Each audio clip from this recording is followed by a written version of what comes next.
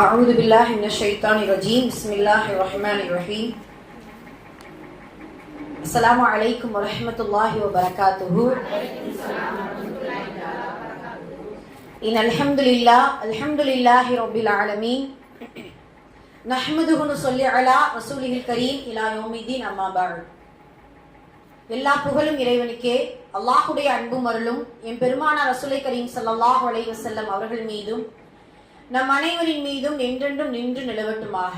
ஆமீன். அல்லாஹ்வுடைய கிருபையினால் அவனது அளப்பரிய நாட்டத்தினால் அல்லாஹ்வுடைய இல்லமான இந்த மதரசாவில் நாம் அனைவரையும் ஒன்று சேர்த்தது போல் அல்லாஹு தஆலா சொர்க்கத்திலே உயர்ந்த சொர்க்கமான ஜன்னத்துல் ஃபிர்தௌஸ் என்கின்ற சொர்க்கத்திலும் அதிலும் குறிப்பாக நமது நாயகம் ஸல்லல்லாஹு அலைஹி வஸல்லம் அவர்களோடும் அவர்களுடைய தோழர்களோடும் பிரவேசிக்கக்கூடிய நன்மக்களாகவும் வல்ல ரஹ்மான் நம் அனைவரையும் நம் குடும்பத்தார்கள் அனைவரையும் உலக முக்மீன்கள் அனைவரையும் அல்லாஹு தஆலா ஆக்கி அருள் புரிவானாக. ஆமீன். நாம் எதை கேட்டோமோ எதை கேட்க இருக்கிறோமோ அதனை நமது உள்ளத்தில் உள்வாங்கி அதை நமது வாழ்விலும் செயல்படுத்தி அதை நாம் மற்றவர்களுக்கும் எத்தி வைக்கக்கூடிய நன்மக்களாகவும் வல்ல ரஹ்மான் நம் அனைவரையும் ஆக்கி அருள் புரிவானாக. ஆமீன். அல்ஹம்துலில்லாஹ். போன வாரம் எதை பத்தி பார்த்தோம்? ஓகே, சரி, அல்ஹம்துலில்லாஹ். சரி, இன்னைக்கு பாத்தீங்கன்னா இன்ஷா அல்லாஹ் சூரத்துல் ஃபாத்திஹாவுடைய முழுமையான விளக்கங்களை குறித்து தான் நம்ம பார்க்க போறோம். ஏன்னா இது சூரத்துல் ஃபாத்திஹாவுடைய விளக்கத்தை இப்போ சொல்றாங்களே என்ன அப்படிங்கிறத நீங்க யோசிக்கலாம். இது ரெண்டு பெனிஃபிட் இருக்கு. ஒண்ணு என்ன அப்படின்னு சொல்லும்போது நம்ம முஅல்லமா மாணவிகளுக்கான ஒரு தர்பியா நிகழ்வாகவும் இந்த பயான் அமையும். ரெண்டாவது, குர்ஆன்லயே இருக்கக்கூடிய மிகச்சிறந்த அற்புதமான தோற்றுவாயாக இருக்கக்கூடிய அந்த சூரத்துல் ஃபாத்திஹாவுடைய முக்கியத்துவம், அதனுடைய சிறப்பு, அதனுடைய சொல்லாடல், அதனுடைய விளக்கம் அனைத்தையுமே ஒவ்வொரு முஸ்லீமும் தெரிந்து கொள்வது மிக அவசியம்.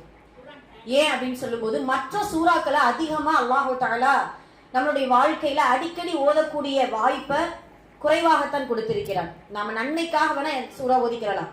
ஆனா சூரத்துல் ஃபாத்திஹா என்பது ஒரு மனிதன் ஒரு நாளைக்கு 17 முறை ஓதுவதற்கு ஃபர்லாக்கி உள்ளான். 17 முறை நம்ம ஓதுறோம். ஃபர்லு தொழுகையில மட்டும் 5 வக்து தொழுகையில 17 முறை ஒரு பாலிகான பருவம் அடைந்த ஆணுக்கும் பெண்ணுக்கும் சூரத்துல் ஃபாத்திஹா ஓதுவது ஃபர்ல், வாஜிப், சரி, கட்டாய கடமை. சுப்ஹானல்லாஹ். நபி ஸல்லல்லாஹு அலைஹி வஸல்லம் அவர்கள் சொன்னது போல சூரத்துல் ஃபாத்திஹா இல்லை என்றால் தொழுகையே இல்லை. அப்ப இந்த சூரத்துல் ஃபாத்திஹாவை எப்படி ஓதணும், எப்படி அதனுடைய பொருள் என்ன, அதனுடைய முக்கியத்துவம் என்ன, அதனுடைய சிறப்பு என்ன, அந்த சூரத்துல் ஃபாத்திஹா நமக்கு என்ன படிப்பினை தருகிறது என்று அனைத்து விஷயங்களையும் ஒரு மனிதன், ஒரு முஸ்லிம் கண்டிப்பாக தெரிந்து கொள்வது அவசியம். சுப்ஹானல்லாஹ். அதன் அடிப்படையில தான் இன்னைக்கு நாம 2 நன்மைகளை, அதாவது 2 விதமான முக்கியத்துவத்தை கொண்டு நம்ம இன்ஷா அல்லாஹ் இந்த சூரத்துல் ஃபாத்திஹாவை ஒரு பயானாக நம்ம என்ன செய்ய போறோம். அல்ஹம்துலில்லாஹ். அல்லாஹ்வுடைய கிருபையில வர சனிக்கிழமை நம்மளுடைய முஅல்லமா மாணவிகளுக்கான காலாண்டு தேர்வு ஆரம்பமாகுது. எல்லாருமே துஆ செய்யுங்க. சரி, நாளைக்குன்னு சொன்னா சீக்கிரமா ஆகுமே அப்படி. சரி, ஓகே, நாளை. ஆமா, அப்படி 4 இருக்குன்னு நினைச்சிருவோமோ. சரி, நாளை அப்படின்னு சொல்லுவது கொஞ்சம் பதறுவீங்களே. அதெல்லாம் இல்லை, என்ன நாங்களாம் எப்பயுமே போல்டு, எத்தனையோ விஷயங்களை கடந்து வந்துட்டோம். சரி, ஹைர், அல்ஹம்துலில்லாஹ். நாளை நமது மாணவிகளுக்கான தேர்வு நடைபெறுது. எல்லாருமே துஆ செய்யுங்க. தேர்வு எழுதுறவங்களும் மதரசாவுக்கு வருகை தரக்கூடிய எல்லோருமே இந்த கல்விக்காகவும் இதற்கு முயற்சி செய்யக்கூடிய மாணவிகளுக்காகவும் நிறைய துஆ செய்யுங்க. அல்லாஹ் இந்த கல்வி பயணத்தை இலகுவாக்கி இது பயனுள்ளதாக இம்மைக்கும் மறுமைக்கும் நமது வாழ்வுக்கும் நமது எதிர்காலத்திற்கும் நம்முடைய சந்ததிகளுக்கும் பயன்பெறக்கூடிய அற்புதமான ஒரு கல்வியாக இருப்பதற்கு அல்லாஹ் அருள் புரிவானாக. அல்ஹம்துலில்லாஹ். இந்த பரீட்சை ஆரம்பமா இருக்கிறதுனால ஒரு மோட்டிவேட்டடா ஒரு சில விஷயங்களை நம்ம இன்ஷா அல்லாஹ் பேசுவோம். சரிங்களா? ஆங்கிலத்துல ஒன்று சொல்லுவாங்க, நெவர் கிவ் அப் அப்படின்னு சொல்லுவாங்க. அப்படின்னா என்னது? நெவர் கிவ் அப், எப்பயுமே விடாம முயற்சி செய்து கொண்டே இருங்கள். நெவர் கிவ் அப் அப்படின்னு சொல்லுவாங்க. அடிக்கடி இங்க உஸ்தாத் சொல்லிக்கிட்டே இருப்பாங்க. சரியா? அதன் அடிப்படையில நம்ம விடாமுயற்சியாக அல்ஹம்துலில்லாஹ் நம்ம ஒவ்வொரு கல்வியையும் தேடும் பொழுதும் அதற்கான முயற்சிகளை செய்யும் பொழுதும் விடாமுயற்சியாக செய்வது நம்மளுடைய வெற்றிக்கான முதல் படியாக இருக்கும்.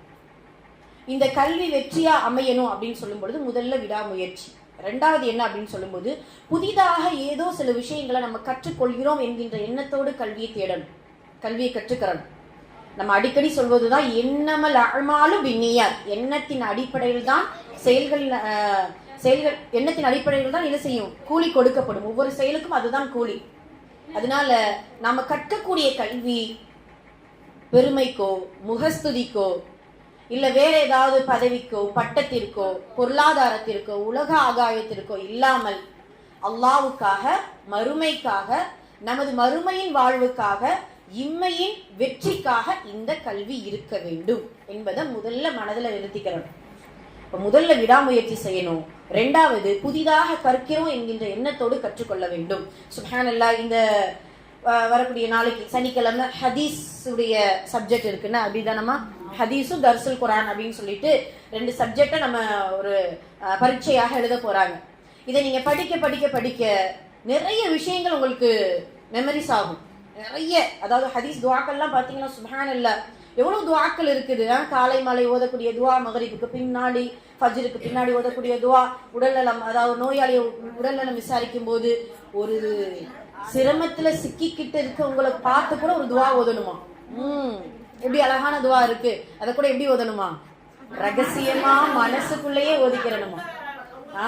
அந்த சிரமப்படுறவங்களை அந்த துவா ஓதும்போது அவங்களுக்கு கஷ்டமாயிருமேன்னு சொல்லிட்டு மனசுக்குள்ளே ஓதுவது ஒரு அதபு, ஒழுக்கம்.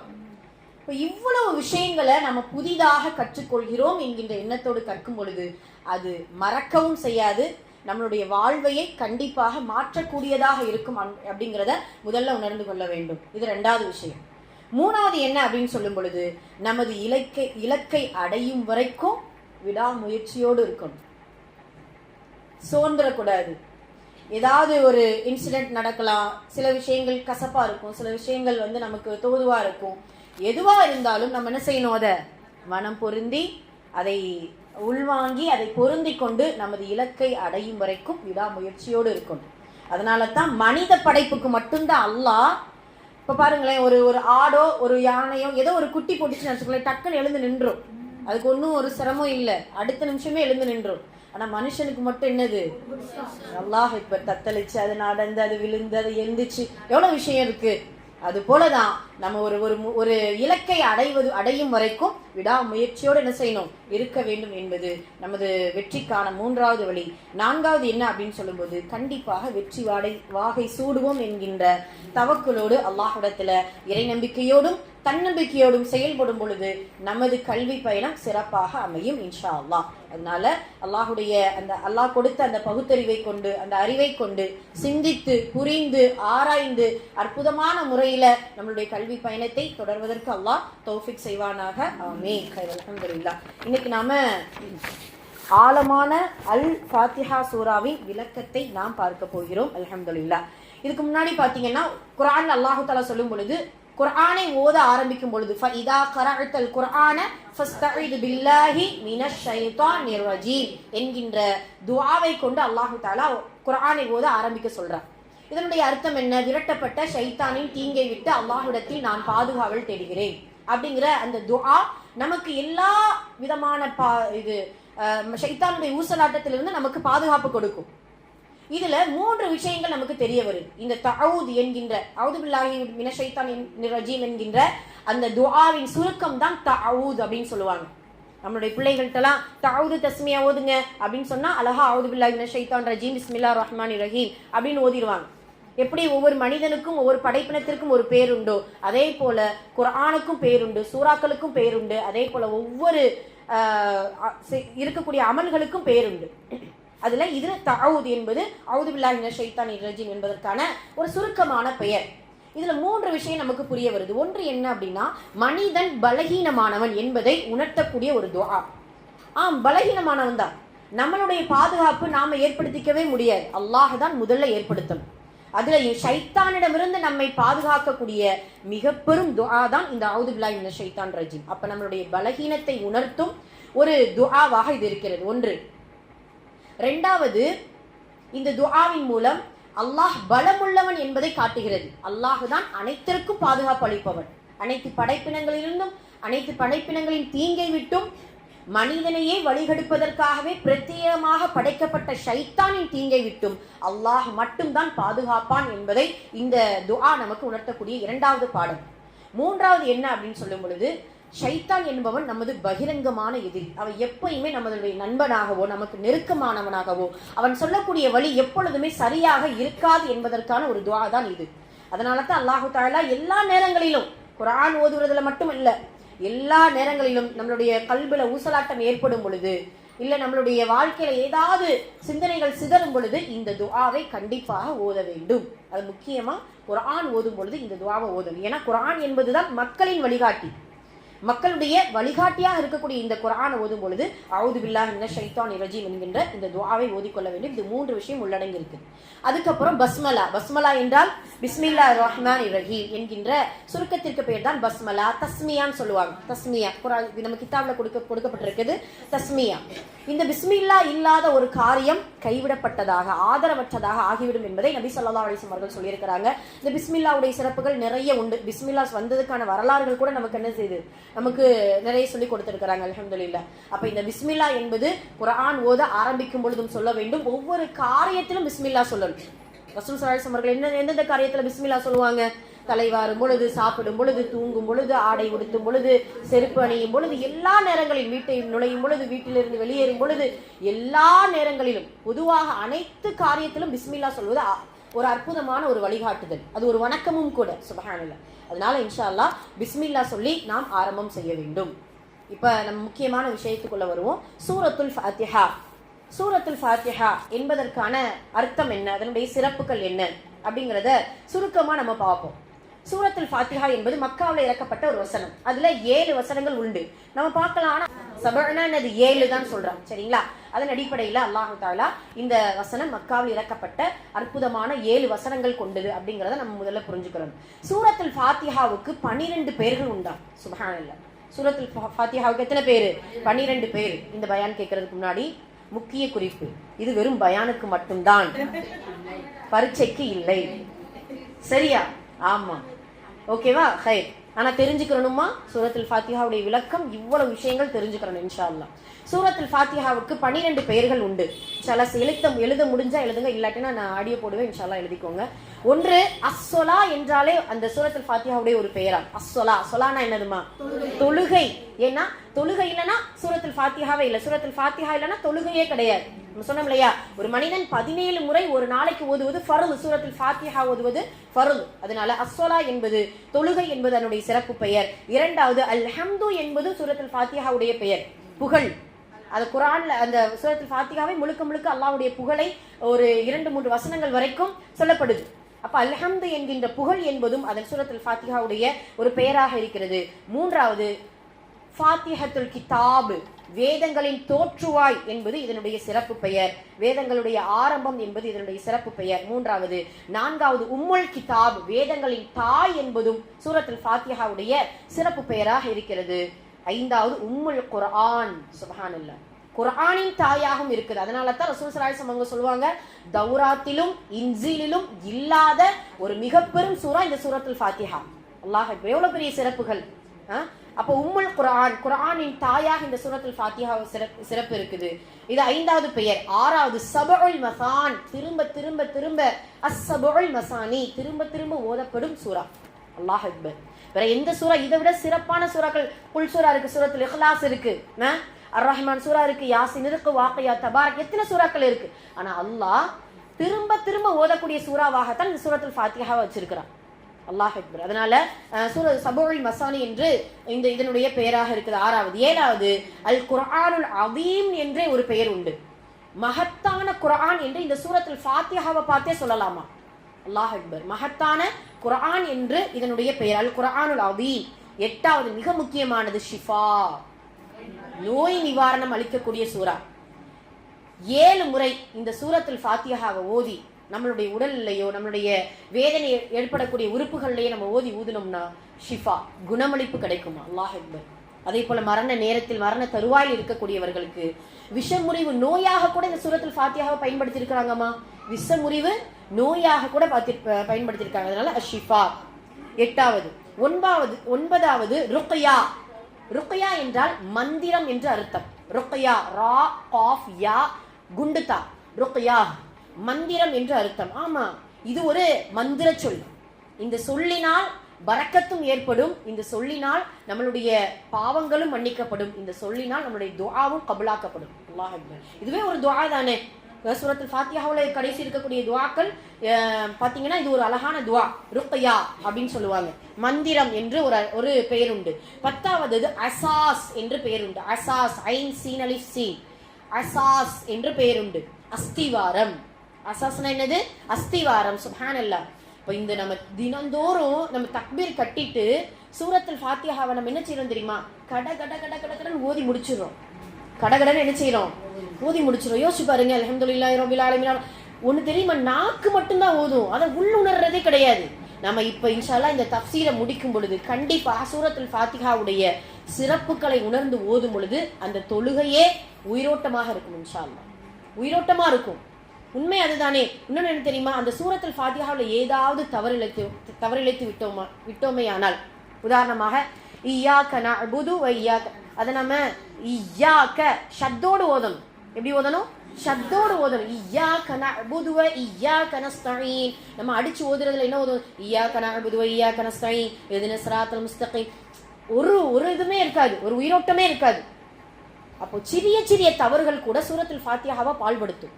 சூரத்துல் ஃபாத்திஹா பலகீனமாயிருச்சுன்னா தொழுகையே பலகீனமாயிரும். அதனால முழு நன்மைகள் நமக்கு கிடைக்காது. அதனால இன்ஷா அல்லாஹ் இந்த சூரத்துல் ஃபாத்திஹாவை கரெக்டான முறையில் ஓதணும். அசாஸ், அஸ்திவாரமே இதுதான். 11 வாஃபியா என்று பெயர் உண்டு. அல் வாஃபியா அப்படின்னா என்ன அர்த்தம்? பரிபூரணமாக்கப்பட்ட ஒரு சூரா. இந்த சூறாவே குர்ஆனுக்கு போதுமானது. இந்த சூறாவே ஒரு மனிதனுடைய வாழ்க்கைக்கு போதுமானது. இந்த சூறாவே அல்லாஹ் எப்படிப்பட்டவன் என்பதை உணர்த்தக்கூடிய அற்புதமான சூரா. அல் வாஃபியா. அல் வாஃபியா. வாவ் அலிஃப் ஃபா யா குண்டுதா. அல் வாஃபியா. 12வது அல் காஃபியா. காஃபியா என்றால் போதுமான சூரா. கஃபா அப்படிங்கிற வார்த்தையிலிருந்து வருவது காஃபியா. இதுவே போதுமான ஒரு சூரா என்று சூரத்துல் ஃபாத்திஹாவுக்கு இப்படி பல்வேறு பெயர்கள் உண்டு. அல் கஃபா, அல் காஃபியா அப்படின்ட்டு பெயர் உண்டு. சரிங்களா? இந்த 12 பேர்களும் சூரத்துல் ஃபாத்திஹாவுடைய பேராக இருக்குது. சரி, இந்த சூறாவுடைய சிறப்புகள் தான் என்ன? நம்ம கிதாபிலே கொடுத்திருக்காங்க. 4 விதமான சிறப்புகள் நமக்கு கொடுத்திருக்கிறாங்க. அது முக்கியமான ஒரு சிறப்பு தௌராத் இன்ஜில்ல இல்லாத ஒரு சூரா. அதுல இதுவும் இன்னும் முக்கியமான ஒரு சிறப்பு. அந்த சூறாவுடைய சிறப்பை சொல்வதற்கே ஒரு வானவர் இறங்கி வந்தார். அந்த தனியா அப்பதான் இறக்கப்பட்டதுன்னு இல்ல, இறங்கிய சூறாவை இது சிறப்பான ஒரு சூறா அப்படின்னு சொல்வதற்கே வானலோகத்துல புதிதாக ஒரு கதவுகள் திறக்கப்படுது. அந்த கதவிலிருந்து புதிதாக ஒரு மலக்குமார்கள், எப்பொழுதும் இறங்காத ஒரு மலக்கு அல்லாஹ்வுடைய தூதரத்துல இருந்து நற்செய்தியாக சொல்கிறார். சுப்ஹானல்லாஹ். எப்பயுமே நம்ம ஒரு சூறாவையோ வஹியவே கொண்டு வருது ஜிப்ராயில் அலைஹிஸ்ஸலாம். ஜிப்ராயிலும் ரசூலுல்லாஹும் பேசிட்டு இருக்கும்போது ஒரு புது வானவர் வர்றார். எவ்வளவு ஸ்பெஷல் அந்த சூரா. அல்லாஹ் அக்பர். இப்படி பல சிறப்புகள் கொண்ட இந்த சூரா. இன்னொரு சிறப்பு சொல்லட்டுமா? இந்த சூரத்துல் ஃபாத்திஹா ஓதும் போது அல்லாஹ் நமக்கு பதில் கொடுக்கிறான். என்னைக்காவது உணர்ந்து ஓதி இருக்கோமா? சொல்லுங்க. அல்லாஹ் நமக்கு பதில் கொடுக்கறாமா? அல்ஹம்துலில்லாஹி ரப்பில் ஆலமீன் சொன்ன உடனே அல்லாஹ் சொல்வான், ஹமீத அப்தி, என்னுடைய அடியான் என்னை புகழ்ந்து விட்டானே. மலக்குமார்கள்ட்ட என்னுடைய அடியான் என்னை புகழ்ந்து விட்டான். அர் ரஹ்மானிர் ரஹீம், என்னுடைய அடியான் என்னை துதித்து விட்டான். மாலிகி யௌமித்தீன், என்னுடைய அடியான் என்னை கண்ணியப்படுத்தி விட்டான். அல்லாஹ் பதில் சொல்லுவாமா இந்த சூறாவுக்கு? இய்யாக நஅ்புது வ இய்யாக நஸ்தஈன், இந்த வசனம் எனக்கும் என்னுடைய அடியானுக்கு மட்டும் உள்ள வசனம். அல்லாஹ் சொல்வா, இய்யாக நஅ்புது, உன்னையே நான் வணங்குகிறேன் யா அல்லாஹ், உன்னிடமே உதவி தேடுகிறேன் யா அல்லாஹ். சுப்ஹானல்லாஹ். இஹ்தினஸ் ஸிராத்தல் முஸ்தகீம் ஸிராத்தல் லதீன அன்அம்த அலைஹிம் அப்படின்னு சொல்லிட்டு அந்த துஆவோடு முடிக்கும் பொழுது, நீ எதை கேட்டாயோ அதை நான் கொடுத்தே அவை. ஆமீன். அதுதான் நம்ம ஆமீன் சொல்றோம். சுப்ஹானல்லாஹ். இந்த ஆமீன் சொல்வதற்கு கூட இன்ஷாஅல்லாஹ் கடைசியா நம்ம பார்ப்போம் ஆமீனுக்கு. சரிங்களா? அப்ப சூரத்துல் ஃபாத்திஹாவுடைய மிகச்சிறந்த சிறப்பு என்ன அப்படின்னா, அல்லாஹ் நமக்கு இந்த சூரத்துல் ஃபாத்திஹா ஓதும் போது பதிலளிக்கிறான். உணர்ந்து ஓதுவோமா? இன்ஷா அல்லாஹ் உணர்ந்து ஓதணும், உள்ளுணர்ந்து ஓதணும் சூரத்துல் ஃபாத்திஹா ஓதும் பொழுது. சுப்ஹானல்லாஹ். அதனால தான் அல்லாஹு தஆலா இந்த சூரத்துல் ஃபாத்திஹாவுக்கு இவ்வளவு தனி சிறப்புகளை நமக்கு கொடுத்திருக்கிறான். சரி, இந்த சூரத்துல் ஃபாத்திஹாவுக்குள்ள போவோம். சுப்ஹானல்லாஹ். தஃப்சீர், விளக்கம். இந்த சூரத்துல் ஃபாத்திஹாவுக்கு மட்டும் விளக்கம் எழுதணும்னா 7 வசனத்துக்கு 7 வருஷம் விளக்கம் சொல்லலாம். ஒரு வசனத்துக்கு 1 வருஷமா விளக்கம் சொல்லணும் தாராளமா. இது சுருக்கம் தான். அலி ரலியல்லாஹு அன்ஹு அவர்கள் சூரத்துல் ஃபாத்திஹாவுக்கு அத்தனை விளக்கம் எழுதியிருக்காங்களா? அல்லாஹ் அக்பர். எழுதுறேன்னு சொல்லி இருக்கிறாங்க. அல்லாஹ் அக்பர். ஒருத்தர் இருந்தார், ஈரான் நாட்டுக்காரர். அவர் வந்து தாபி, அதாவது சஹாபாக்கள் காலத்துக்கு அடுத்த காலத்துல வாழ்ந்த ஒரு மனிதர். ஃபக்ருதீன் ராசி, மறந்துடாதீங்க இந்த பேரை, ஃபக்ருதீன் ராசி. ஆமா, இந்த ஃபக்ருதீன் ராசி யார் அப்படின்னு சொல்லும்போது, ஷாஃபி, நம்ம ஷாஃபி மதுஹபை பின்பற்றக்கூடிய மக்களுக்கு தெரியும். முஅல்லம், இவர் ஒரு மிக பெரும் ஆசிரியர். அவர் ஷாஃபி மதுஹப்ல மிக முக்கியத்துவம் வாய்ந்த ஒரு அற்புதமான ஒரு பேராசிரியர், முஃபஸ்ஸிரி, விளக்கம் சொல்லக்கூடிய மனிதர். இவர் வந்து சுப்ஹானல்லாஹ் 150 கிதாபுகள் எழுதியிருக்கிறாங்க. அந்த 150 பாகமா எழுதியிருக்கிறாங்க. ஒரு கிதாபுனா அது பல பாகங்கள், 10 பாகம், 10 பார்ட்ஸ் அப்படிங்கிற மாதிரி 150 கிதாபுகள் எழுதியிருக்கிறாங்க. ஏமா அல்லாஹ் இருக்கிறான்னு சொன்னதுக்கே 1000 ஆதாரங்கள் கொடுத்திருக்காங்கம்மா. அல்லாஹ் இருக்கான், அல்லாஹ் இருக்கிறான் என்பதற்கு 1000 ஆதாரங்களோடு கிதாபுகள் எழுதியிருக்கிறாங்க. சுப்ஹானல்லாஹ். உலமாக்களுக்கு தெரியும், தஃப்சீருல் கபீர் அப்படின்ட்டு ஒரு கிதாப் இருக்கு. தஃப்சீருல் கபீர், கபீர்னாலே பெரியது.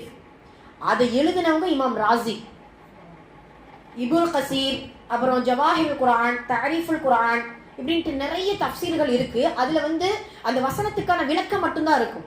ஆனா அந்த தஃப்சீருல் கபீர்ல மட்டும் வசனத்துக்கான விளக்கம், சொல்லுக்கு சொல் பொருள், இலக்கணம், இலக்கியம், வரலாறு அத்துணையும் தஃப்சீருல் கபீர்ல இருக்கும். அப்படி எழுதினவர்கள் இமாம் ராசி. இவரு சூரத்துல் ஃபாத்திஹாவுக்கு சுப்ஹானல்லாஹ் இந்த ஒரு சூறாவுக்கு மட்டும் 350 பக்கங்கள் அளவுக்கு விளக்கம் எழுதியிருக்கிறாங்க. ஒரு பார்ட் ஃபுல்லா சூரத்துல் ஃபாத்திஹாவுக்கு விளக்கம் 350 பக்கம். நம்ம யோசிச்சு பாருங்க, ஒரு நாளைக்கு ஒரு பேஜ் நடத்தினாலும் 350, ஒரு வருஷம் நம்ம என்ன செய்யணும், சூரத்துல் ஃபாத்திஹாவுடைய விளக்கம் மட்டும் நடத்தணும். அல்லாஹ் அக்பர். இப்ப எவ்வளவு விளக்கங்கள் இதுக்குள்ள இருக்குது. இப்ப நம்ம அல்லமலை படிக்கிறது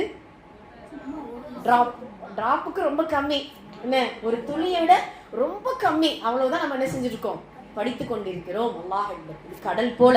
இமாம் ராசி இந்த தஃப்சீருல் கபீர் எழுதுறதுக்கே ஒரு வரலாறு சொல்லுவாங்க. ஏன் எழுத ஆரம்பிச்சாருன்னு சொல்லிட்டு, ஒரு நாள் ஒரு ஊருக்கு போனாராம். அப்போ அவருக்கு வந்து அடிக்கடி வந்து என்னன்னா ஹார்ட்ல பிரச்சனை. ஆனா அந்த காலத்துல அந்த மாதிரி நவீன கருவிகள் இல்லை. ஹார்ட் அட்டாக்னு வச்சுக்கிறோமே, நெஞ்சு வலி போல வருது அவருக்கு. அப்படியே மயக்க முடிகிறார். பாத்தீங்கன்னா அப்பெல்லாம் இந்த என்னது போய் டாக்டர்கிட்ட செக் பண்ணதெல்லாம் தெரியல. நாடி துடிப்பு பாக்குறாங்க, இது பண்ணி பாக்குறாங்க, ஒன்னும் அசைவெல்லாம் இல்லை. பார்த்தா மனுஷரை போய் கபர்ல வச்சுட்டாங்க. இறந்துட்டாங்கன்னு சொல்லி என்ன செஞ்சுட்டாங்க, கபர்ல வச்சுட்டாங்க.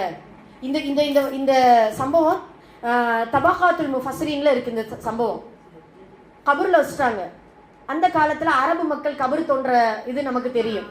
ஒரு குழி தொடுவாங்க, பிள்ளைக்குழி என்ன செஞ்சிருவாங்க, சைடா தோண்டி வச்சிருவாங்க. போடுற மண்ணை அவங்க மேல என்ன செய்யாது, விழாது. உள்ள வச்சுட்டாங்க, மண்ணை போட்டு மூடிட்டாங்க.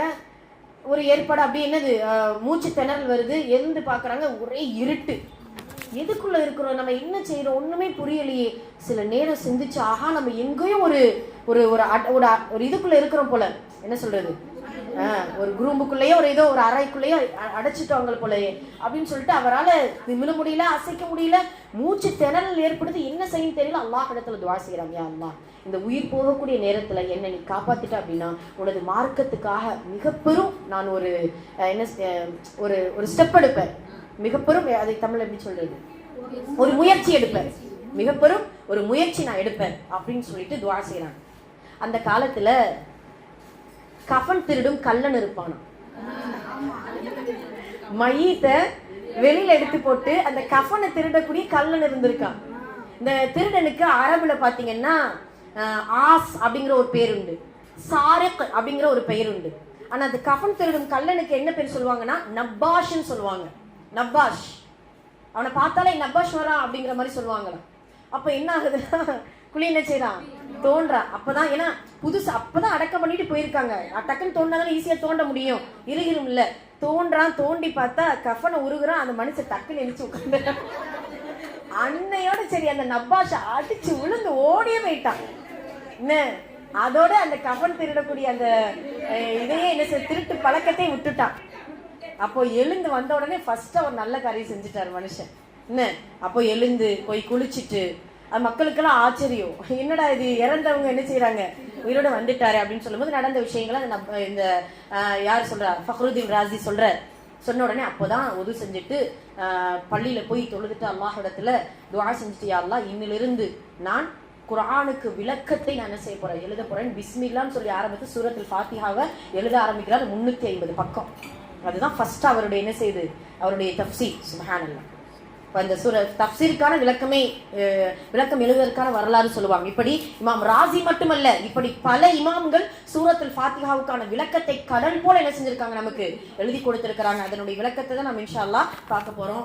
என்ன விளக்கம் அப்படிங்கறத நம்ம சுருக்கமா ஓரளவு நம்மளால முடிஞ்சல நம்ம இன்ஷா அல்லாஹ் பார்ப்போம். அல்ஹம்துலில்லாஹி ரப்பில் ஆலமீன். அல்ஹம்து புகழ், அல்ஹம்து என்கின்ற புகழ். புகழுக்கு சொந்தக்காரன் யார்? அல்லாஹ் மட்டும்தான். அது எந்த புகழா இருந்தாலும் சரி, ஒரு சொல்லால், ஒரு செயலால், ஒரு கண்ணியத்தை கொண்டோ, ஒரு பதவியை கொண்டோ, ஒரு ஆட்சியை கொண்டோ, ஒரு அதிகாரத்தை கொண்டோ, ஒரு பொருளாதாரத்தை கொண்டோ, ஒரு அழகை கொண்டோ, எதை கொண்டு புகழ்ந்தாலும் அல்லாஹ்விற்கே அந்த புகழ் கொண்டு போய் சேரும். இப்போ உதாரணமா ஒரு மனிதனை பார்த்து புகழும் பொழுதோ, ஒரு மலையை பார்த்து புகழும் பொழுதோ, அந்த மலையை படைத்த, அந்த மனிதனை படைத்த அல்லாஹுக்கு தான் அந்த புகழ் போய் சேரும். அதனமா உண்மை. அல்லாஹ் அக்பர். அதனால புகழை மனிதர்கள் விரும்ப கூடாது அப்படிங்கறத முதல்ல உணரணும். புகழை எதிர்பார்க்க கூடாது, புகழை விரும்ப கூடாது. அல்லாஹ்வுடைய தூதர் சொன்னது போல அல்லாஹ் தஆலா சொல்கிறான் ஹதீஸ்ல குதுஸ்ல வரக்கூடிய வார்த்தை, புகழ் அதாவது பெருமை எனது மேலாடை, கண்ணியம் எனது கீழாடை என்று அல்லாஹ் தஆலா சொல்லி காட்டுவான். அப்ப அப்படியான பெருமைக்கும் புகழுக்கும் சொந்தக்காரன் யார்? அல்லாஹ் மட்டும்தான். அந்த புகழை புகழும் பொழுது அல்லாஹ் நமக்கு என்ன கொடுக்கிறான் தெரியுமா? அந்தஸ்தை, நம்மளுடைய அந்தஸ்தை உயர்த்துறான். அல்லாஹ் புகழ புகழ நன்றி செலுத்தக்கூடிய கடமை நிறைவேறுதான். அல்லாஹ் அக்பர். அல்ஹம்துலில்லாஹி ரப்பில் ஆலமீன். இப்போ உதாரணமா நமக்கு ஏதோ ஒரு காரியம் நிறைவேறிடுச்சு, ஏதோ ஒரு எதிர்பார்ப்பு நமக்கு கிடைச்சிருச்சு, முதல் வார்த்தை நமக்கு என்னமா வரும்? அல்ஹம்துலில்லாஹ், அல்ஹம்துலில்லாஹ் அப்படிதானமா நம்ம வரும். இப்ப அந்த காரியத்தையும் அந்த செயலையும் நிறைவேற்றி கொடுப்பவன் யார்? அல்லாஹ் மட்டும்தான். அப்ப அந்த நிறைவேற்றி கொடுக்கக்கூடிய அந்த நேரத்துல அல்ஹம்துலில்லாஹ் என்று சொல்லும் பொழுது அவன் கொடுத்த நியமத்துக்கு நம்ம ஷுக்ர் செய்யறோம் என்று எழுதப்படுமா? அல்லாஹ் சொல்றான், ஃபஇன் ஷக்கர்தும் லஅஸீதன்னக்கும். நீ எனக்கு ஷுக்ர் செஞ்சனா உனக்கு நான் அதிகப்படுத்திக்கிட்டே இருப்பேன். அல்லாஹ் அக்பர். அல்லாஹ் கொடுக்கக்கூடிய நியமத்துக்கு அதிகமா ஷுக்ர் செய்யுங்களேன், அந்த நியமத்தை அப்படியே பெருகிறது நம்ம பார்ப்போம், கண்கூடா பார்ப்போம். அப்ப அந்த அல்ஹம்துலில்லாஹ் என்கின்ற அந்த வார்த்தை அல்லாஹ்வுக்கு மட்டும்தான் பொருந்தும். ஒரு நாளைக்கு ஒரு மனிதன் அல்ஹம்துலில்லாஹ் என்று 100 முறை ஓதினால், நல்லா புரிஞ்சுக்கோங்க, 100 முறை ஓதினால் 100 குதிரைகள், கடிவாளம் கட்டிய 100 குதிரைகளை அல்லாஹுடைய பாதையில் சதகா செய்வதற்கு சமமா. அல்லாஹ் அக்பர். கடிவாளம் கட்டிய 100 குதிரையை அல்லாஹுடைய பாதையில் சதகா செய்வதற்கு சமம் அல்ஹம்துலில்லாஹ் என்கின்ற வார்த்தை. இந்த அல்ஹம்துலில்லாஹ் வெறும் இன்பத்திற்கு மட்டுமல்ல, துன்பத்திலும், வாழ்க்கையில வரக்கூடிய கஷ்டங்கள், கவலைகள், எல்லா நேரங்களிலும் அல்ஹம்துலில்லாஹி ரப்பில் ஆலமீன் என்கின்ற வார்த்தையோடு இன்ஷா அல்லாஹ் நம்மளுடைய நாவுகள் அசைந்து கொண்டே இருக்க வேண்டும். நம்ம சமைக்கும் பொழுது, நம்ம வீட்டில் சும்மா இருக்கும் பொழுது, வேற ஏதாவது வேலைகள் செய்து கொண்டிருக்கும் பொழுது நம்மளுடைய நாவுகள் திக்ருல நனைந்து கொண்டே இருக்கணும். உள்ளமும் நாவும் திக்ருல நனைஞ்சுக்கிட்டே இருக்கக்கூடிய ஒரே உம்மத் யாரு தெரியுமா? நாம தான் உம்மத்தே முஹம்மதியா. அல்லாஹு தஆலா அப்படி சிறப்பான ஒரு சிறப்பை நமக்கு என்ன செஞ்சிருக்கான், கொடுத்திருக்கிறான் என்பதை முதல்ல நம்ம உள்ளூர் வந்துக்கிறோம். அதனால அல்லாஹ்வை அதிகமாக புகழக்கூடிய அந்த அல்ஹம்துலில்லாஹ் என்கின்ற வார்த்தையை புகழ வேண்டும். அவன் எப்படிப்பட்ட அல்லாஹ் தெரியுமா? அகிலத்தாறுகளின் ரப்பு. ரப் என்கின்ற வார்த்தை ரொம்ப சிறப்பான ஒரு வார்த்தை. ரப் என்கின்ற வார்த்தை அல்லாஹ் குர்ஆன்ல சொல்லக்கூடிய ரப்பனா, எங்கள் இறைவா, எங்கள் இறைவா என்கின்ற அந்த வார்த்தை அல்லாஹ்வுக்கு மிக பிடித்தமான ஒரு வார்த்தையும் கூட. இந்த ரப்புல் ஆலமீன் என்கின்ற வார்த்தை, ரப் என்கின்ற வார்த்தை குர்ஆன்ல 996 முறை வந்திருக்குமா? 996 முறை ரப் என்கின்ற வார்த்தை வருகிறது. நமக்கு தெரிஞ்ச வசனங்களை கொண்டு சில வார்த்தைகளை நான் எழுதிட்டு வந்திருக்கிறேன். கடகடன் நான் வாசிக்கிறேன், அதை நோட் பண்ணவே முடியாது. இன்ஷா அல்லாஹ் நீங்க பாத்துக்கோங்க. அல்ஹம்துலில்லாஹி ரப்பில் ஆலமீன் முதல் வார்த்தை இதுதான். ரப் என்கின்ற வார்த்தை அந்த வசனத்துக்குள்ளே இருக்கும். சரிங்களா? அகிலத்தாரின் இரட்சகனாகிய அல்லாஹ்விற்கே எல்லா புகழும். குல் அஊது பி ரப்பின் நாஸ், மக்களின் இரட்சகனிடத்தில் நீங்கள் பாதுகாவல் தேடுங்கள். குல் அஊது பி ரப்பில் ஃபலக், அதிகாலையின் இரட்சகன்.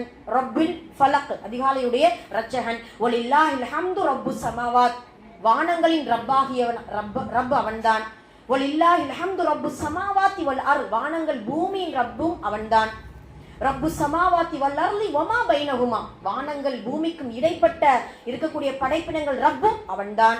வஹுவ ரப்புல் அர்ஷில் அதீம், மகத்தான அர்ஷுடைய ரப்பும் அவன்தான். ரப்பு ஹாதல் பல்தா, பல்தானா மக்காவை குறிக்கும். பலதுனா என்னது? நகரம். மக்காவின் ரப்பும் அவன்தான். ஃபல் யஅபுது ரப்ப ஹாதல் பைத், இந்த கஅபாவின் ரப்பும் அவன்தான். வஅன்னஹு ரப்புஷ் ஷஅரா, சூரியனை விட 20 மடங்கு பெரியதாக இருக்கக்கூடிய ஷுஅரா என்கின்ற நட்சத்திரத்தின் ரப்பும் அவன்தான். அல்லாஹ் குர்ஆன்ல சொல்ற இந்த வார்த்தையெல்லாம். சுப்ஹானல்லாஹ். ஷுஅரா ஷுஅரா இல்ல ஷுஅரா. அவ அன்னஹு ரப்புஷ் ஷுஅரா. அல்லாஹ் ரப்புக்கும், உங்களுடைய இறைவனும் அல்லாஹ், அவர் ரப்பு அவன்தான். ரப்பு ஆபாயிக்கும், உங்களுடைய தந்தை உங்களுடைய மூதாதையர்களுடைய ரப்பும் அவன்தான். ரப்பு ஆபாயிக்கும் அவ்வளி, உங்களுடைய மூதாதையர்களுடைய ரப்பும் அவன்தான். ரப்புல் மஷ்ரிகை, 2 மேற்கின் ரப்பும் அவன்தான். ரப்புல் மக்ரிபின், 2 கிழக்கும் ரப்பும் அவன்தான். ஃபபி ஐயி ஆலாயி ரப்பிக்குமா துகذிபான், ஜின்களின் ரப்பும் அவன்தான். வஹுவ ரப்புனா வ ரப்புக்கும், எங்களுடைய ரப்பும் உங்களுடைய ரப்பும் அவன்தான். கடைசியாக வஹுவ ரப்பு குல்லி ஷை, ஒவ்வொரு படைப்பின் ரப்பும் அவன்தான். குல் அகைரல்லாஹி ரப்பனா, அவனை தவிர வேறு இறைவன் இல்லை, அந்த ரப்பை தவிர வேறு இறைவன் இல்லை. இது எல்லாம் குர்ஆன்ல வரக்கூடிய சுருக்கமாக எங்கெல்லாம் ரப்பு என்கின்ற வார்த்தை வருவதோ அதை நம்ம கலெக்ட் பண்ணி எடுத்துட்டு வந்தோம். அல்லாஹ் அக்பர். எவ்வளவு விஷயங்கள் இருக்கு. இந்த ரப்பு என்கின்ற வார்த்தை சாதாரண வார்த்தை கிடையாது. எல்லா படைப்பினங்களுக்கும் அவன் தான் ரப். இந்த இடத்துல எல்லாம் அல்லாஹ்னு சொல்லல. ஏன் ரப்புன்னு சொல்லியிருக்கான் தெரியுமா? அல்லாஹ்னா வணக்கத்திற்குரிய இறைவன், அவ்வளவுதான், முடிஞ்சிருச்சு. இந்த ரப்புங்கிற வார்த்தை படைத்து பரிபாலித்து அதை போஷித்து அதை ரட்சித்து பாதுகாக்கக்கூடிய ரப்பு. ஒரு படைப்பு, ஒரு பொருளை நம்ம உருவாக்குறோம்னா அந்த பொருளுடைய ஆக்கமும் அழிவும் பிளஸ் ஆர் மைனஸ் எல்லாமே அந்த படைப்பாளிக்கு தெரியும். அதை போலத்தான் அல்லாஹ் இந்த உலகத்தில் இருக்கக்கூடிய படைப்புகள் அனைத்தும், ஜின்னினம், மலக்கு, மனிதன், ஊர்வன, பரப்பன, எல்லா விதமான ரப்பும் அவன்தான். அந்த பொருளை பாதுகாப்பது, அதை அழிப்பது, அதை ஆக்குவது, அதை இல்லாமல் ஆக்குவது, அதை உருவாக்குவது எல்லாம் அவனுடைய கையில் தான் இருக்கிறது என்பதற்காகத்தான் ரப்பு என்கின்ற வார்த்தை அல்லாஹ் தஆலா இந்த இடத்தில் பயன்படுத்தியிருக்கிறான். அப்படிப்பட்ட ரப்பை தான் அல்ஹம்துலில்லாஹி ரப்பில் ஆலமீன் என்று நாம் என்ன செய்கிறோம், புகழ்கிறோம் என்பதை நாம் இன்ஷா அல்லாஹ் புரிஞ்சுக்கிறோம். 2வது அர் ரஹ்மான் ரஹீம். அல்லாஹ் அக்பர். அற்புதமான வார்த்தை. குர்ஆன்ல அர் ரஹ்மான் என்கின்ற வார்த்தை சுப்ஹானல்லாஹ் 57 முறை வந்திருக்கு. 57 முறை. அர் ரஹ்மான் ரஹீம் என்று சேர்ந்து 6 இடங்கள்ல வந்திருக்கு. 57 முறை அர் ரஹ்மான் என்கின்ற வார்த்தை மட்டும் வந்திருக்கிறது. அர் ரஹ்மான் ரஹீம் என்பது 6 இடங்கள்ல குர்ஆன்ல வந்திருக்கு. அர் ரஹ்மான் என்றால் அளவற்ற அருளாளன், அர் ரஹீம் என்றால் நிகரற்ற அன்புடையன். ஒரே துணையில் இருக்கக்கூடிய 2 இஸ்முக்கள், 2 பெயர்கள். இதற்கும் அதற்குமான வித்தியாசத்தை நான் உங்களுக்கே சொல்லியிருக்கோம். அர் ரஹ்மான் என்பது உலகத்தில் அவனுக்கு இணை வைத்த, அவனுக்கு மாறு செய்த, அவனுடைய கட்டளைகளை ஏற்று நடக்காத காஃபிர்களுக்கு, முஷ்ரிக்குகளுக்கு, முனாஃபிக்குகளுக்கு, முஸ்லிமான பாவிகள் அனைவருக்கும் ரப், அனைவருக்கும் இரக்கம் காட்டக்கூடியவன் ரஹ்மான். எல்லாருக்கும் இரக்கம் காட்டுவான். அவனுக்கு இணை வைக்கக்கூடிய அந்த மனிதனுக்கு கூட மாடி விட கட்டி கொடுப்பான். தங்கத்தினாலும் பெரும் பெரும் பதவிகளை வகுத்து கொடுப்பான். அவனை மறந்து வாழக்கூடிய அத்தனை மனிதர்களுக்கு உணவளிக்கிறானே மறக்காமல். சில நேரம் நமக்கு ஏதாவது யாராவது கெடுதி நிகழ்த்துட்டாங்கன்னா அவங்கள சில நேரம் என்ன செஞ்சிருவோம், ஏதாவது உதவி செய்யும் பொழுது கோவம் வரும், அதை நம்ம சலிப்போடு செய்வாங்க. அல்லாஹ் பாருங்களேன், அவனை மறுக்கிறான். எல்லாமே இல்லைன்னு சொல்ற நாத்திகவாதிகள் சொல்றாங்க. அதே போல அவனுக்கு இணை வைக்கக்கூடியவர்கள், ஷைத்தான்களை வணங்குறவங்க எத்தனை பேர் இருக்கிறாங்க. அல்லாஹ் அக்பர். அவர்களுக்கு கூட அல்லாஹ் ரஹ்மான், ரஹ்மானாக இருக்கிறான். ரஹீம் மறுமையில நல்லவர்களுக்கு மட்டும், சுவனவாசிகளுக்கு, சுஹதாக்களுக்கு, சாலிஹீன்களுக்கு, அம்பியாக்களுக்கு, அவர்களுக்கு மட்டும் ரஹீமாக இருக்கிறான். இந்த ரஹ்மானும் ரஹீமும் சேரும் பொழுது அல்லாஹ்வுடைய அருள் நமக்கு தெரியும். அல்லாஹ்வுடைய ரஹ்மத் 100 ரஹ்மத் இருக்கு. அந்த ஒன்று மட்டும்தான் இந்த துன்யாவில் இருக்குது. மறுபடியும் யோசிச்சு பாருங்களேன், இந்த ஒரு ரஹ்மத்து இந்த உலகத்தை எப்படி ஆட்டி படைக்குது பாத்தீங்களா? ஒரு குட்டி தன்னுடைய தாய் தன்னுடைய குட்டியின் மீது இருக்கக்கூடிய பாசம், நமக்கு வாப்பா உமா மேல இருக்கக்கூடிய பாசம், நம்மளுடைய பிள்ளைங்க நம்ம மேல வச்சிருக்கக்கூடிய பாசம், தோழர்கள் தோழிகள் எல்லாம் அன்பு பரிமாறிக்கிறது எது தெரியுமா? அல்லாஹ்வுடைய ஒரு ரஹ்மத்தை கொண்டுதான். அல்லாஹ் இவ்வளவு ரஹ்மத், இவ்வளவு அன்பு, நமக்கு கருணை இருக்குது. அவருடைய ரஹ்மத் மட்டும் இல்லைன்னு நினைச்சுக்கோங்க. அல்லாஹ் அக்பர். நம்ம அது கூட நம்ம இப்ப என்ன சொல்லிட்டு இருக்கோம் தெரியுமா? மனிதாபிமானம் இல்லாத ஒரு காலத்துல வாழ்ந்துட்டு இருக்கோம் அப்படின்னு சொல்றோம். புரியுதுங்களா? மனிதாபிமானம் இல்லாத ஒரு காலம். அவர்கள் எல்லாம் அல்லாஹ்வுடைய ரஹ்மத்திலிருந்து தூரமாக்கப்பட்டவங்க. அவங்கள பார்த்து நம்ம என்ன, சரி அல்லாஹ்வுடைய ரஹ்மத் இருக்கு, அப்ப இவங்களுக்கு மட்டும் அல்லாஹ்வுடைய என்ன, அவங்களுக்கு அன்பு இல்லையா? அவங்க எல்லாம் தூரமாக்கப்பட்டவங்க. அல்லாஹ் இரக்கம் இல்லாம மனிதர்களே கொலை செய்யக்கூடிய காட்சி. அல்லாஹ் அக்பர். சிறு பிள்ளைகளை, கணவன் மனைவி கணவனை வெளியில சொல்ல முடியாத சில விஷயங்கள்லாம். அல்லாஹ் அக்பர். சரியா? இல்ல உண்மை ரொம்ப இப்பெல்லாம் என்ன நடக்குது இந்த உலகத்துல? இன்னும் ஒரு மனுஷன் எப்படி கொலை செய்ய எப்படி தோணுது? அப்படி நம்ம கண்ணுக்கு முன்னாடி அப்படியே விட்டுறாங்க. அப்படியே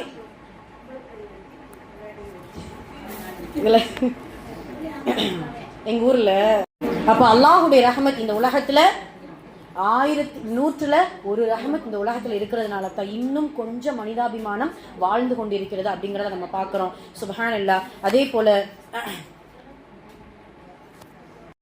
அல்லாஹுடைய ரஹமத்துக்கு பல எடுத்துக்காட்டுகள் இருக்குது. நபி ஸல்லல்லாஹு அலைஹி வஸல்லம் சொல்லுவாங்க இல்லையா, ஒரு தாய் தன்னுடைய பிள்ளைய ஒரு போர்க்களத்துல தொலைச்சிட்டு அந்த பிள்ளை கிடைச்ச உடனே நெருப்புல போட விரும்புவாளா அப்படின்னு கேட்பாங்க. அந்த தாய் விரும்ப மாட்டா. இதை விட 70 மடங்கு தன்னுடைய அடியார்கள் மீது அல்லாஹ் அருள் புரிகிறான், ரஹ்மத் செய்கிறான், இரக்கம் காட்டுகிறான், அன்பு காட்டுகிறான் அப்படிங்கறத நபி ஸல்லல்லாஹு அலைஹி வஸல்லம் சொல்லுவாங்க. சுப்ஹானல்லாஹ். காரூன் என்று ஒருத்தன் வாழ்ந்தான் இல்லையா, யாரு? செல்வந்தரான குர்ஆன்லயே அல்லாஹ் அவனை பார்த்துதான் செல்வந்தன் பார்த்து சொல்றான். அவனே அல்லாஹ்வே சொல்றான். அவனுடைய கஜானா சாவியை சுமக்கிறதுக்கே அல்லாஹ் அந்த வார்த்தை எப்படி சொல்றான்னு தெரியுமா? பாடி பில்டர்ஸ் இருப்பாங்களாம். யாரு? ஒட்டகங்கள ஒரு பெரும் பலமுள்ள கூட்டம், ஒரு பெரும் பலமுள்ள கூட்டம் அந்த சாவியை சுமக்கிறதுக்குன்னே இருக்கும்.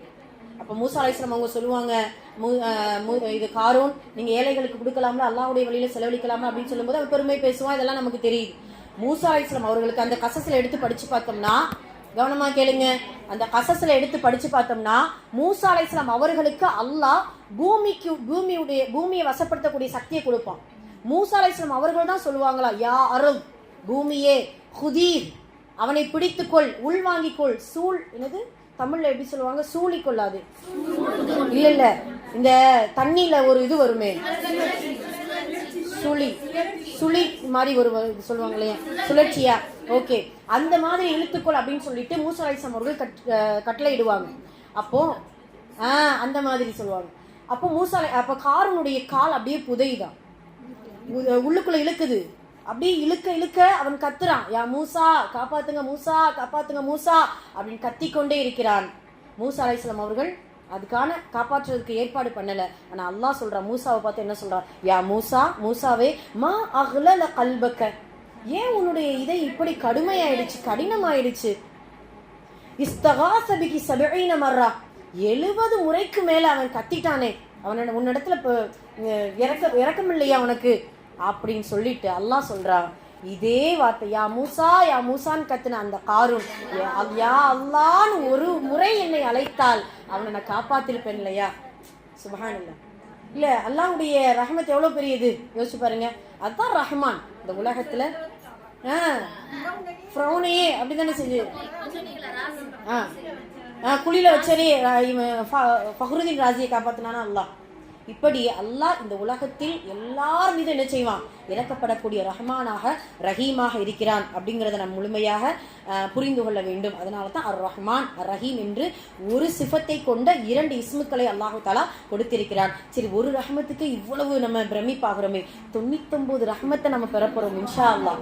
அல்லாஹ் நாடுவான், அல்லாஹ் அந்த பாக்கியத்தை நமக்கு கொடுத்து சொர்க்கவாசிகள். அப்ப 99 ரஹ்மத், அன்புக்கு மேல அன்பு, கருணைக்கு மேல கருணை, இரக்கத்துக்கு மேல இரக்கம். அல்லாஹ் 99 ரஹமத்தை நல்லடியார்களுக்கு மட்டும் என்ன செஞ்சிருக்கான், அல்லாஹ் வைத்திருக்கான். அப்ப அந்த இன்பங்களும் அந்த சுவனமும் எவ்வளவு பெரிய பிரம்மாண்டமான ஒரு நியமத்தா இருக்கும் என்பதை இந்த ரஹ்மான் ரஹீம் என்பது நமக்கு உணர்த்துது. 3வது வசனம், மாலிகி யௌமித்தீன், இறுதி தீர்ப்பு நாளின் அதிபதி.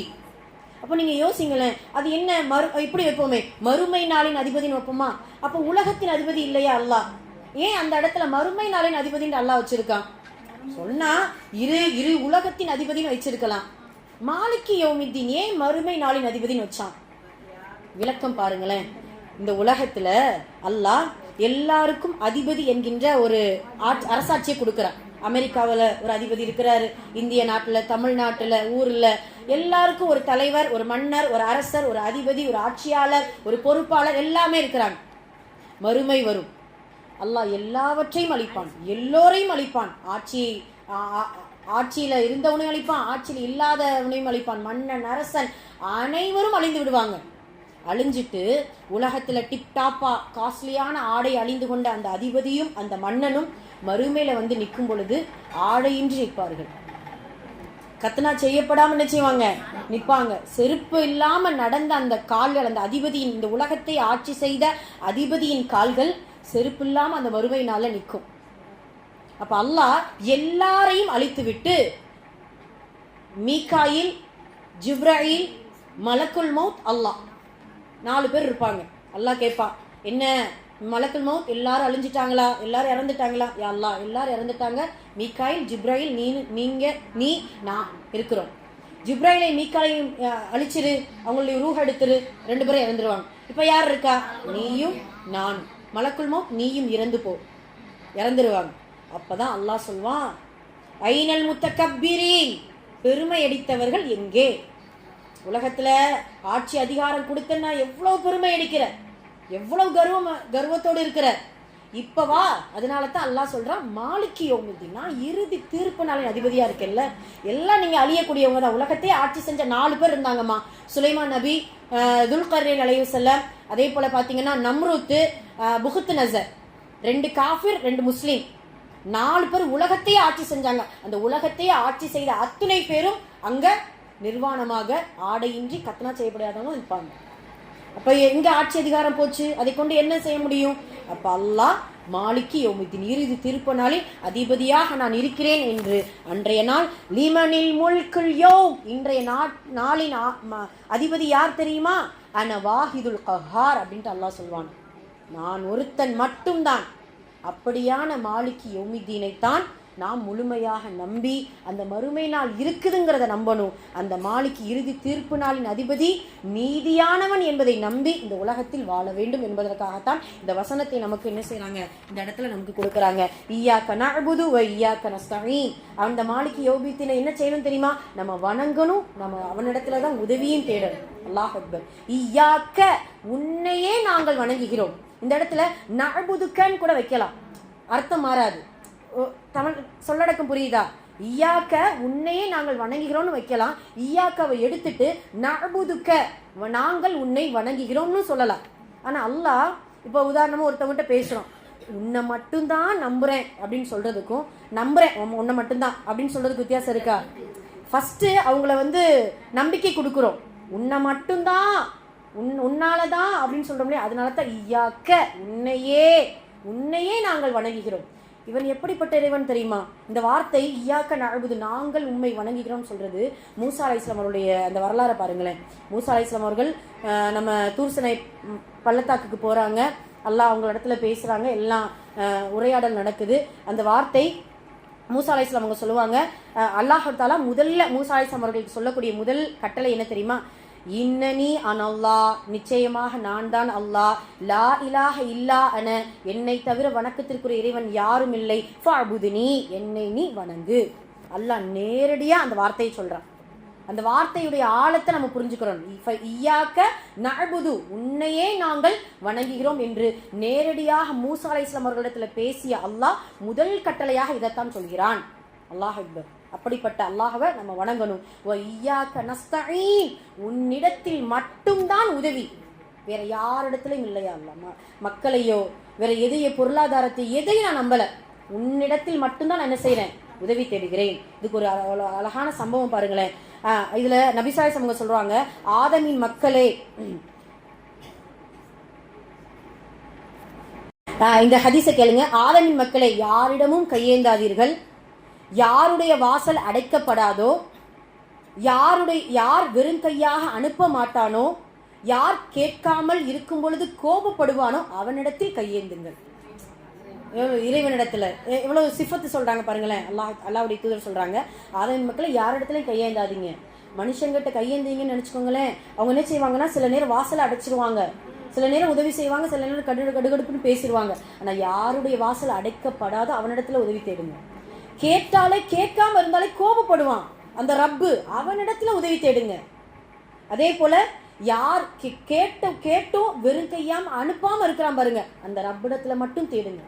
மனிதர்களிடத்திலேயோ வேற எந்த படைப்பினங்களிடத்திலேயோ உதவி தேடாதீர்கள். இய்யாக நஸ்தஈன், அவனிடத்தில் மட்டும்தான் உதவி தேட வேண்டும். ஒரு சஹாபி இருந்தாங்க, அபு மிஅலான் ரஹ்மத்துல்லாஹி ரலியல்லாஹு அன்ஹு. அபு மிஅலான் என்கின்ற ஒரு சஹாபி. இவர் பாத்தீங்கன்னா அன்சாரி சஹாபியை சார்ந்தவர். ஒரு நாள் என்ன செய்யறாருன்னா வியாபாரத்துக்காக போறாரு. அப்ப அந்த வியாபாரத்துக்கு போகும் பொழுது வழியில ஒருவன் குறுக்கிடுறான், எனக்கு ஒரு இந்த இடத்துல மட்டும் விட்டுருங்களேன் அப்படின்னு சொல்லிட்டு அந்த வாகனத்துல ஏறுறான்.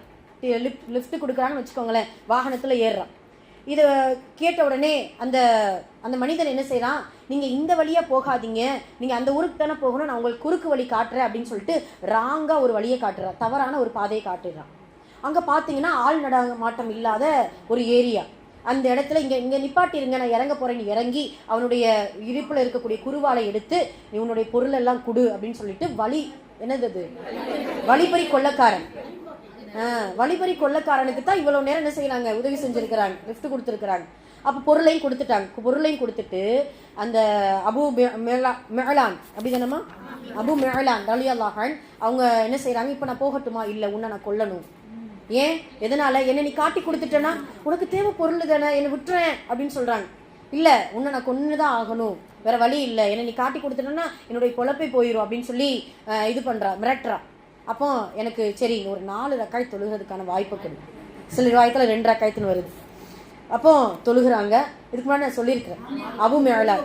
அப்போ தொழுகும் பொழுது 4வது ரக்காயத்தில், அதாவது கடைசி சஜிதாவில் இந்த இடத்துல ஒரு விஷயம் சொல்கிறேன், இன்ஷா அல்லாஹ் என்னுடைய எல்லாருமே கடைபிடிங்க, என்னுடைய வாழ்க்கையில் அது கடைபிடிச்சிருக்கிற நிறைய விஷயங்கள் அதனால நிறைய நடந்திருக்கு. சரியா, அனுபவத்தில் சொல்கிறேன். தொழுகையில் கடைசி சுஜூதில் நிறைய துவா செய்யுங்க. நிறைய ஒரு அல்லாஹுடைய தூதர் எந்தெந்த இடத்துல துவா செய்வாங்க தெரியுமா, ருக்குவுல இருந்து எழுந்த உடனே துவா செய்வாங்க. ஆமாம், இது எப்போ துவா செய்வாங்கன்னா பேரிடர் காலத்தில். இது குழப்பத்தில் ஏற்படுத்திடக்கூடாது, துவா செய்யலாமா, தாராளமாக துவா செய்யலாம், தவறெல்லாம் இல்லை. எழுந்து துவா செய்வாங்க. அதே போல் சஜிதாவில் கடைசி சஜிதாவில் துவா செய்வாங்க. அத்தஹியாத்தில் துவா செய்வாங்க. நமக்கு என்னது காய்தாவில் ஜல்சாவில் உட்காந்துருப்போம் இல்லையா, அந்த அத்தஹியாத்தில் 3 இடத்துலையும் தாராளமாக துவா செய்யலாம். கடைசி சஜிதாவில் அந்த மனிதர் துவா செய்கிறாரு. என்ன துவா செய்கிறார் பாருங்க, யா வதூத் நேசிப்பவனே, யா அர்ஷில் மஜீத்,